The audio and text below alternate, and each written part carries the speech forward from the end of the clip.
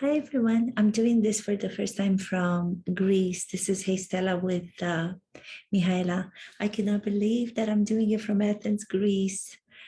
I left New York about a week ago and I'm so excited to be with family, and meeting a new member of the family is just out of this world.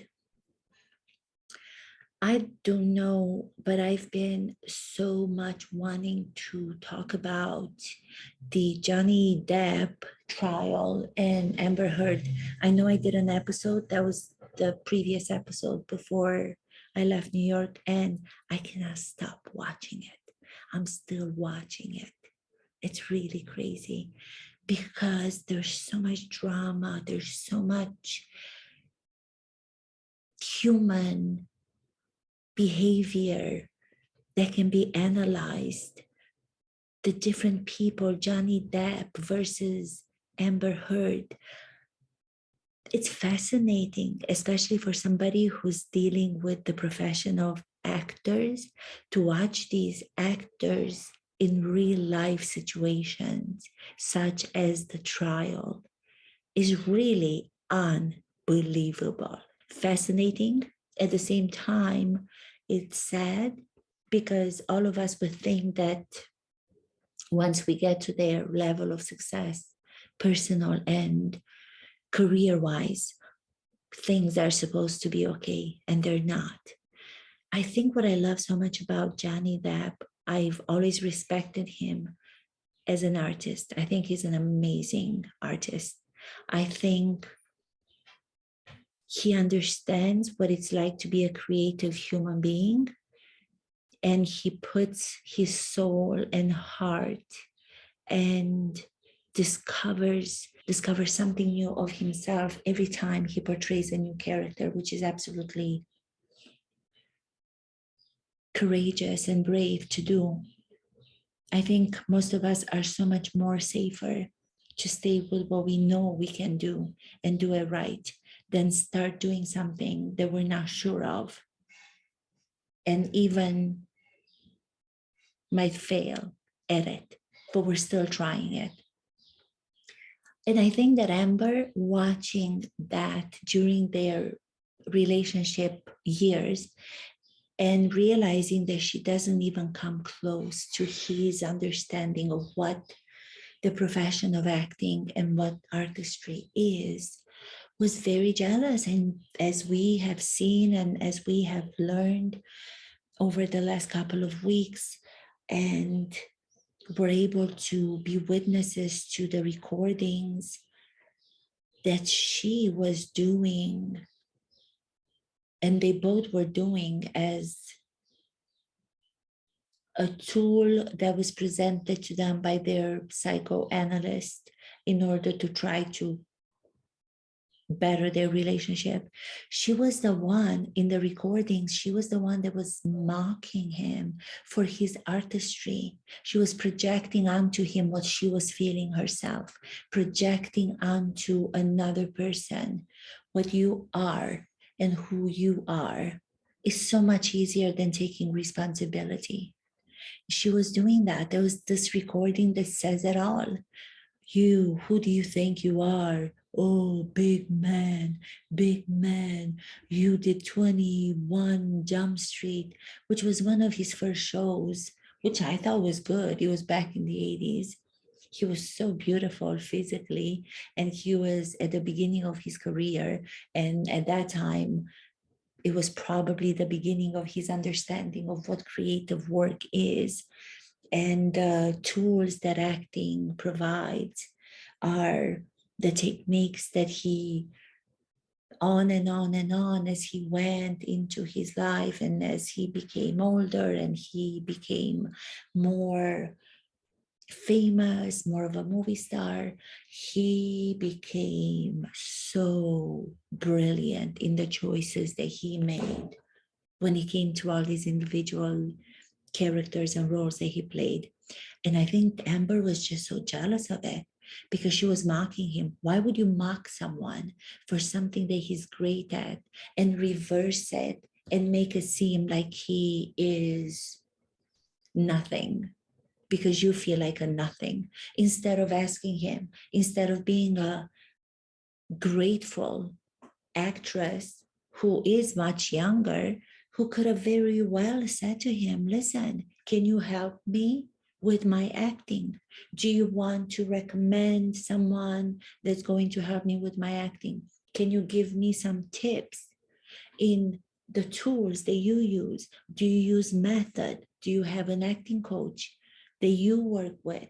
How are you able to create these beautiful human characters with all of the elements that so many people relate to? Because that's why so many people love him. So many people love him because he's a brilliant actor. Being a brilliant actor demands of that actor to be open, to show his true self to the world first. So then on top of that, he can bring and build those amazing roles. You cannot put a facade and work from the facade to build character. You have to open yourself up. The opening up is the foundation on which you build all those characters. She was desperately jealous. She was desperately jealous. And when the time came that he became abused to such a degree that he turned into this physical, scary finger cut. I mean, can you imagine if that bottle would have gone in the direction of his head or something like that? When he decided that he was going to not be with her anymore, she realized that no matter how much he loved her, she will not change. That's when she went even more crazy. That's when she went even more crazy. Acting coach, speaking of acting coach, one of the witnesses that her team of lawyers had was an acting coach. And even the acting coach, I mean, my God, I'm sorry to say this, I don't know her name. I don't know her personally. And I'm sorry to say this, but if this is all you could do with Amber Heard in the hundreds of times that you met with her, I believe she said, if that's the only thing that you could do, that the result of her acting is what we saw in Aquaman, which was really, really horrible. And then you have her playing this victimized character on the stand with those high expressions and biting of the lips and all the overtones. I am in so much pain. I am in so much pain. And I'm looking at the audience. Can you see me, audience? What was the question? Yes, ma'am. What was the question? No, no. I pledged the money. I did not pay the money, but it's the same thing as pledging the money.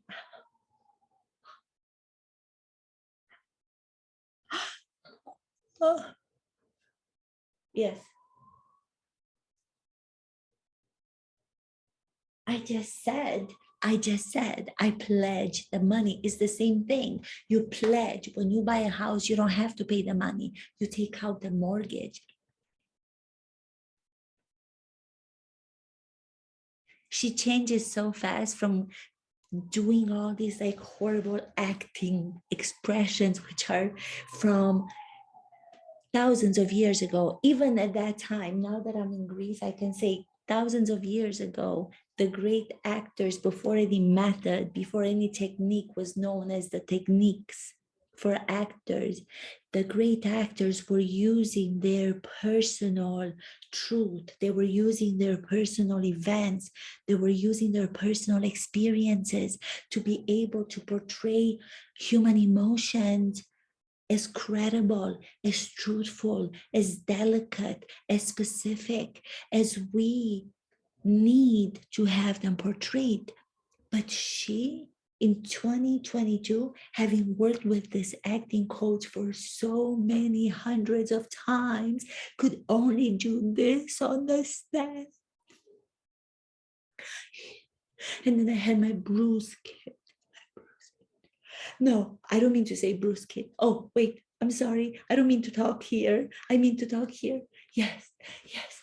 I'm going to put my shoulders down because I want to show you that I'm playing the victim. And this is what my acting coach taught me to do. I'm going to go like this. And then I'm going to say, oh, you're talking about the Bruce kit. I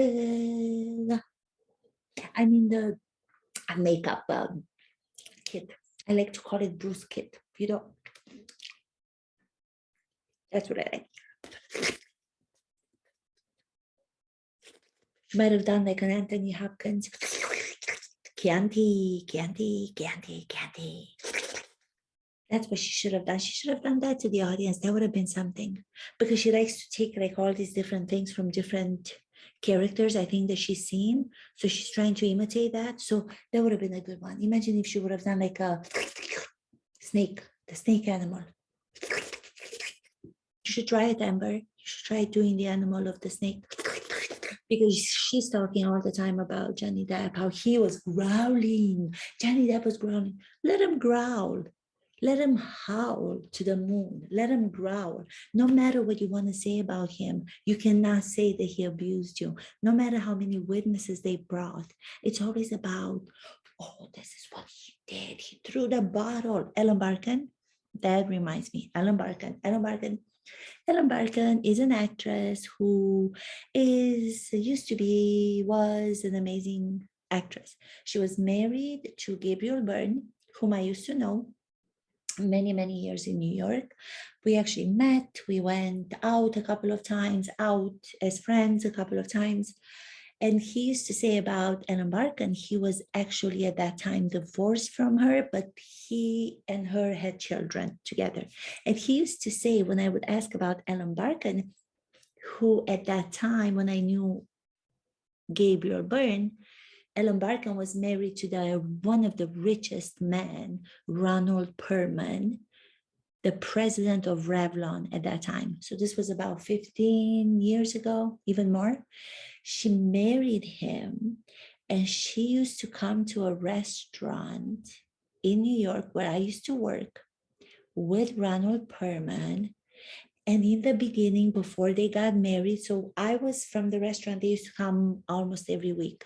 Ronald Perlman used to have a table that was reserved for him all the time. So nobody would sit there because in case he might come, that's how important and what a big name he is in business.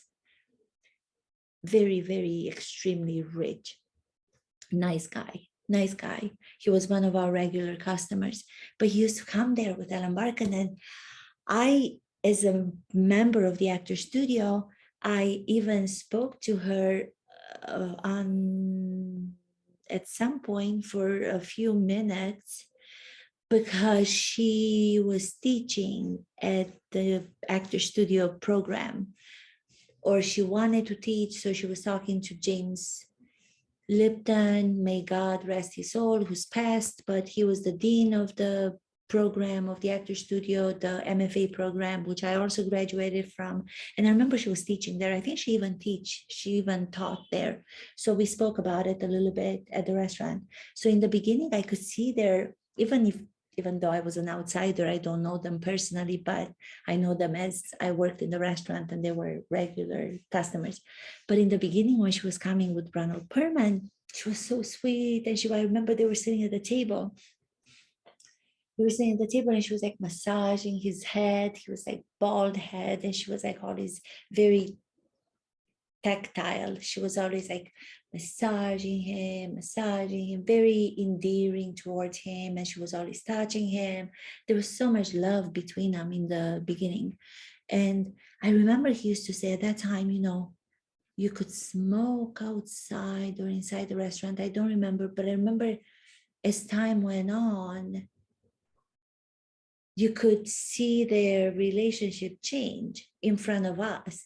I mean, in front of us, people working in the restaurant, outside of their like circle of people, we were not personally part of their group, but we could see the relationship changed. And I think after they got married, everything turned so much more from where it started. There was no more her touching him while they were sitting there to have lunch or dinner. She was so much more confident in herself. And she would say to Ronald Perlman, he hated smoking and she used to smoke. So she would get up to go smoke. And he would say, don't smoke, don't smoke. This is a long time ago, so I'm paraphrasing. I'm not quoting exactly. Don't smoke, Helen. Oh, shut up. Oh, shut up. I don't know if she said the first one, but she would say, oh, please. And she would go outside and smoke a cigarette, or she would she wouldn't mind. But in the beginning, she never smoked. So in the beginning, when she was coming with him, she never lit a cigarette. But then she was smoking after they got married. I don't know how long they were together, but there was a divorce. And I remember during the divorce, she asked for so much money. I mean, she got a lot of money. I think she got about 60 million. And people were talking about the fact that on top of the 60 million, that's what the gossip was at the restaurant, because, Perman was still coming at the restaurant without her. He moved on to like somebody else. And she supposedly sold all the jewelry that she had. And she made additional $23 million. I don't know why that comes to me. But these are like just things that I remember. So I don't know exactly how the story is right, but I don't know how specific I am about the numbers or the details in the way that they actually spoke. But that was the gist of it. So when Ellen Barkin was the witness to the Amber's side for the trial of Johnny Depp, and she was talking about Johnny Depp, and yes.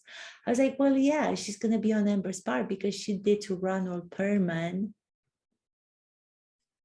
She was able to do the same thing in the sense, I'm not talking about the abuse. She was able to get out of him the money that she wanted, And then going back to Gabriel Byrne, who's such a nice guy, he would say about her, she was marrying Ronald Perlman.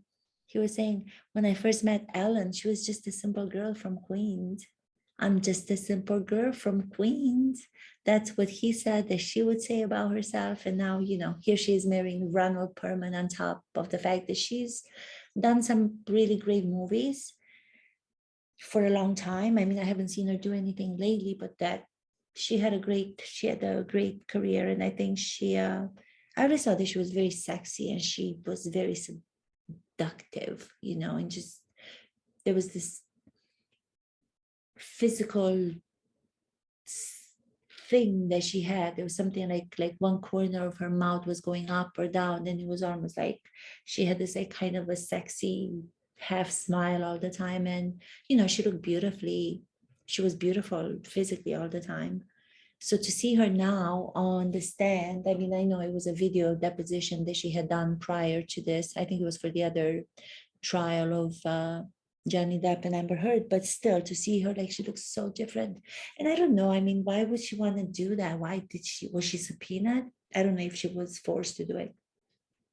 But anyway, it's just so incredible to watch this. So I guess what's happening, we're starting to watch the last week beginning today, Monday. And I think they're supposed to wrap up. The closing arguments are supposed to be made on Friday. So I'm just so glad that people are open to maybe understanding that just because the Me Too movement started and that's things have changed, which is a great thing, it doesn't mean that everybody is going to be truthful in coming out to say that they're victims as women, because I don't believe at all. From all the facts, and I'm not just saying I don't want to be on the side of Amber, all the facts that are out there so far, she was the abuser. She was not abused. Johnny Depp. And that the male being the abused is something that people don't talk about it. There's still a hush thing about people admitting that, because how can a man be abused when you're stronger physically, supposedly, than a woman and you can protect yourself? Verbal abuse, emotional abuse, psychological abuse will lead to the physical abuse, and it will diminish your heart and your mind so much that your physical power diminishes with that. So abuse is not just who's stronger this way or that way. It's so much more It's so much more sometimes hurtful when somebody diminishes your being, what you do. In this case, the way that I started to talk about, and the way that I talked about the recording where she puts him down about his creativity. His creativity is who he is. You're taking that down and you're ripping it apart, and you're like being sarcastic about it, and you're mocking him, and you're doing it knowing that you're hurting the man that you then understand. She doesn't stop saying how much she loved him. If you're going to say how much you love someone, maybe somebody has to go out and read the drama of the gifted child, which I seems to come up all the time. Alice Miller, that book, I mentioned that in another episode. It talks about why grown-ups have to always say, but I love this person, having said something or having done something bad to them. I didn't hit you, I just hit you. I didn't hit you, I just hit you. But I loved him so much because I loved him so much. I stayed in the relationship because I loved him so much. For someone like her to have to say, but I loved him so much. I loved him so much. Why is she saying that? Because there's guilt underneath that. She can just do her testimony, she can answer the questions, but she goes back to how much she loved this man, how much she loved this man, whom she took pictures of in the most humiliating, vulnerable positions. And Johnny Depp is saying, this is who I am, this is who I am, who in their full life up to now cannot think of situations that you, if taken a picture of, would feel humiliated or ashamed.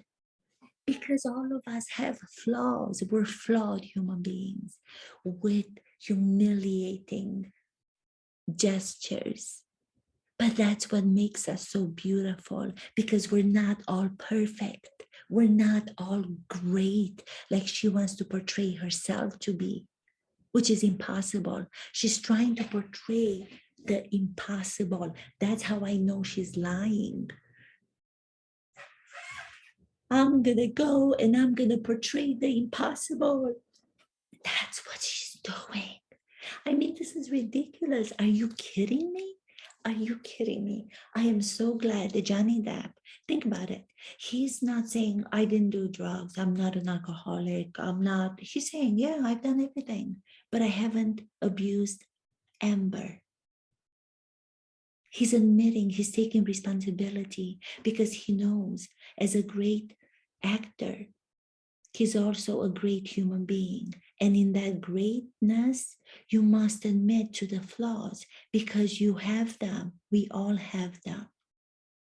The difference between Amber and Johnny Depp is huge. She is an amateur actress, and she was only able to become that amateur actress due in part to the relationship that she had with the brilliant actor Johnny Depp.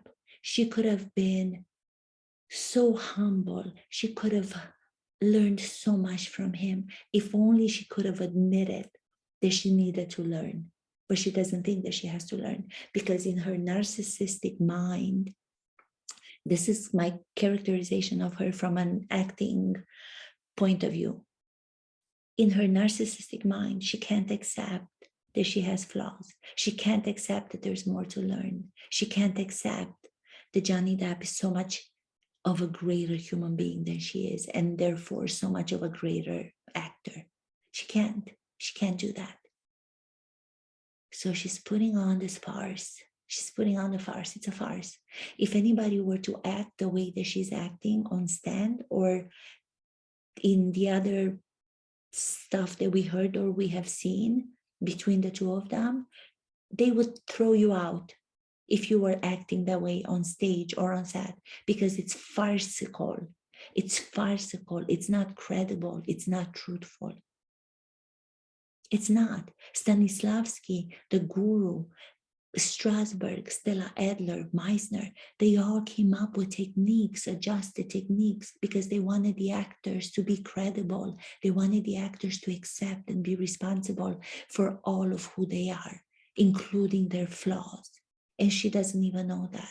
She doesn't know that. She thinks that by looking at the jurors, there's the audience. She doesn't even know that much. As an actor, you know that if you're going to stare down an audience, if I'm going to stare you down like this every time I talk to you, I was going to say this now, and then I'm going to say this, and then I'm going to say this, and then I'm going to say that. That's not talking to an audience. That's not taking the audience in. It's you making the audience uncomfortable. You scaring the audience off instead of calming the audience, instead of you calming yourself and sometimes answering the person who's asking the question, and be there. Let the audience come to you. Let them come to you. You go into them like this all the time. It's like,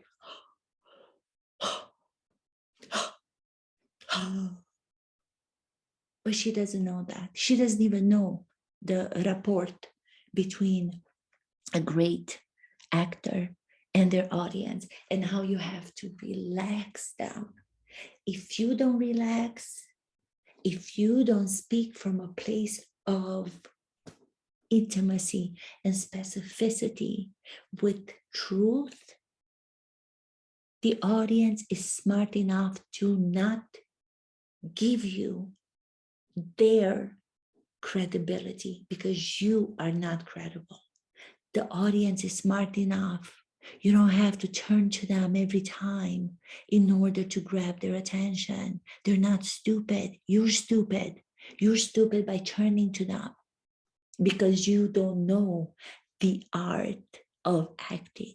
You don't know the art of experiencing.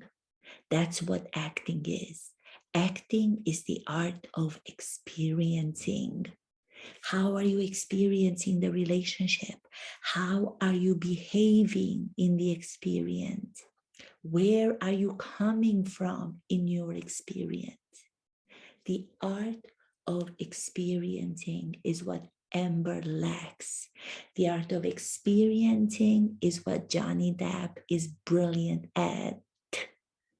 And she could have gained so much teachings from him if only she would have admitted to herself that she needs to be taught.